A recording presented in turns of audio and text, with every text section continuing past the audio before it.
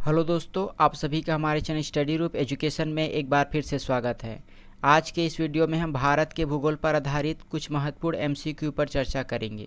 अगर आप हमारे चैनल पर नए हैं और प्रतिदिन अलग अलग विषयों के ऐसे ही एमसीक्यू क्वेश्चन पाना चाहते हैं तो हमारे चैनल को सब्सक्राइब कीजिए। हम इस चैनल के माध्यम से आपको अलग अलग विषयों के वीडियो प्रोवाइड कराते हैं। तो चलिए स्टार्ट करते हैं। हमारा पहला प्रश्न है, रामेश्वरम द्वीप को किस नाम से जाना जाता है? तो इसका सही आंसर होगा ऑप्शन बी, पंबन द्वीप। अगला प्रश्न है, अंडमान द्वीप समूह की सबसे ऊंची चोटी सैंडल पीक स्थित है। अंडमान निकोबार द्वीप समूह के अंतर्गत कुल 7 द्वीप हैं, जिसमें अंडमान के अंतर्गत यहाँ पर 4 जो दी गई है वह द्वीप है, जिसे उत्तरी अंडमान, मध्य अंडमान, दक्षिणी अंडमान और लिटिल अंडमान कहा जाता है। तो इसमें प्रश्न पूछा गया है कि सबसे ऊंची चोटी सैंडल पीक किस द्वीप में स्थित है? तो इसका सही आंसर होगा ऑप्शन ए, उत्तरी अंडमान। जो उत्तरी अंडमान है वहाँ पर सैंडल पीक स्थित है। अगला प्रश्न है, अंडमान निकोबार द्वीप समूह का सबसे बड़ा द्वीप है। जैसा मैंने बताया कि जो अंडमान है वह 4 द्वीप समूहों में बटा है, वैसा निकोबार 3 द्वीप समूह में बटा है। तो आपको बताना है कि इन 7 में सबसे बड़ा द्वीप कौन सा है। तो इसका सही आंसर होगा ऑप्शन बी, मध्य अंडमान। जो दूसरे नंबर का द्वीप समूह है वह सबसे बड़ा है।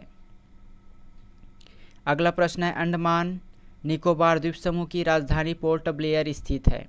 जैसा आप जानते हैं अंडमान निकोबार द्वीप समूह की राजधानी पोर्ट ब्लेयर है। यहाँ पर आपका एयरपोर्ट भी है।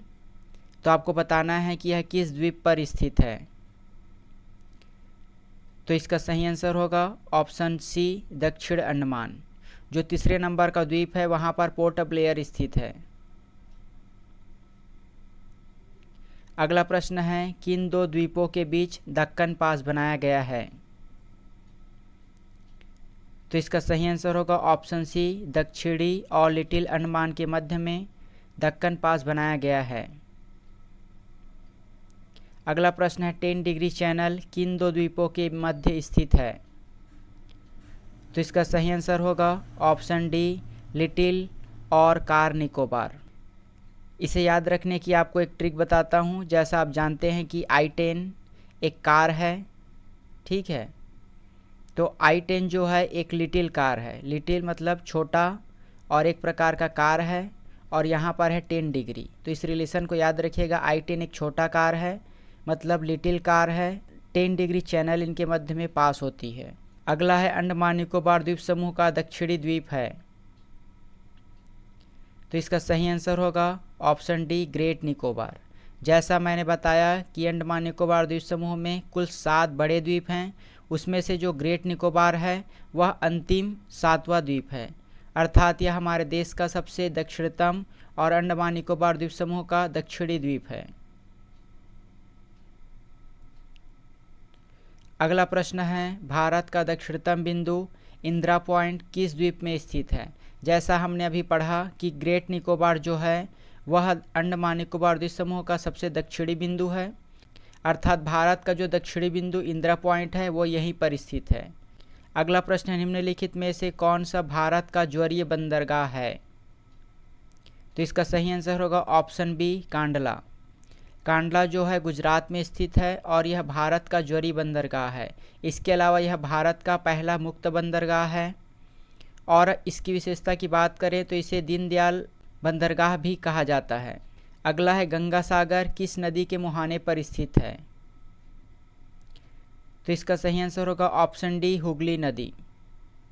गंगा सागर हिंदुओं का एक पवित्र तीर्थ स्थल है और यह हुगली नदी के मुहाने पर स्थित है।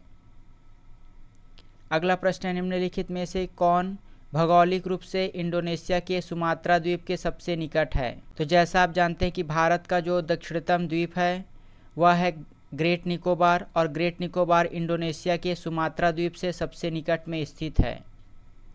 अगला है, राजस्थान में किसे हाड़ौती का पठार कहा जाता है?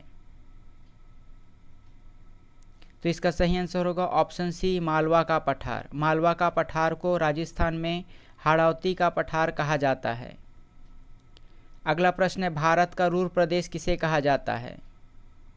तो इसका सही आंसर होगा ऑप्शन बी, छोटा नागपुर का पठार। छोटा नागपुर का पठार खनिज संपदा के उत्पादन की दृष्टि से प्रचुर क्षेत्र है, इस कारण इसे भारत का रूर प्रदेश कहा जाता है। छोटा नागपुर का पठार मूल रूप से झारखंड क्षेत्र के अंतर्गत आता है। अगला प्रश्न है, कौन सा नदी घाटी कोयले के लिए प्रसिद्ध है? तो इसका सही आंसर होगा ऑप्शन डी, दामोदर। दामोदर नदी घाटी कोयले के उत्पादन के लिए प्रसिद्ध क्षेत्र है। जैसा आप जानते हैं, दामोदर क्षेत्र में गोंडवाना क्रम की चट्टानें पाई जाती है, वहाँ पर जीवाश्म युक्त कोयले की प्राप्ति होती है। अगला प्रश्न है, रायलसीमा किस राज्य के अंतर्गत आता है? तो इसका सही आंसर होगा ऑप्शन सी, आंध्र प्रदेश। अगला प्रश्न है, किस पठार को राक्षसी सीढ़ी भी कहते हैं? तो इसका सही आंसर होगा ऑप्शन बी, दक्कन का पठार। दक्कन के पठार को राक्षसी सीढ़ी भी कहते हैं। अगला प्रश्न है, पिपली घाट, देवरी, देसूरी किस पर्वत श्रृंखला के प्रमुख दर्रे हैं? तो इसका सही आंसर होगा ऑप्शन बी, अरावली। अरावली पर्वत के प्रमुख दर्रे पिपली घाट, देवरी, देसूरी ये सभी अरावली पर्वत के अंतर्गत आने वाले दर्रे हैं। वहीं अगर हम पश्चिमी घाट के दर्रों की बात करें तो पश्चिमी घाट में थाल घाट, भोर घाट, सेनकेट्टा ये सभी दर्रे आते हैं। अगला है, अरावली पर्वत की सबसे ऊंची चोटी गुरु शिखर की ऊंचाई है। जैसा आप जानते हैं, अरावली पर्वत जो कि गुजरात, राजस्थान और दिल्ली तक विस्तारित है और इस पर्वत की सबसे ऊंची चोटी गुरु शिखर है, जिसकी ऊंचाई इस प्रश्न में पूछा गया है। तो इसकी ऊंचाई है आपका 1722 मीटर। याद रखिएगा, यह परीक्षा की दृष्टि से महत्वपूर्ण है, 1722 मीटर। अगला प्रश्न है, वेलिंगटन आइलैंड किस मैदान तट में विस्तारित है? तो इसका सही आंसर होगा ऑप्शन सी, मालाबार मैदान। जैसा हमने पढ़ा था कि गोवा से कन्याकुमारी तक मालाबार का मैदान विस्तारित है, तो वेलिंगटन आइलैंड जो है वह इस मैदान में विस्तारित है। अगला है, निम्नलिखित में से किस राज्य के समीप सुंदरवन डेल्टा विस्तारित है? तो इसका सही आंसर होगा ऑप्शन डी, पश्चिम बंगाल। पश्चिम बंगाल जो कि गंगा और ब्रह्मपुत्र नदी के मुहाने पर सुंदरवन डेल्टा का निर्माण होता है और यह विश्व का सबसे बड़ा डेल्टा है। यहाँ पर रॉयल बंगाल टाइगर पाए जाते हैं। तो आज के लिए बस इतना ही। ऐसे ही और वीडियो पाने के लिए हमारे चैनल को सब्सक्राइब कीजिए।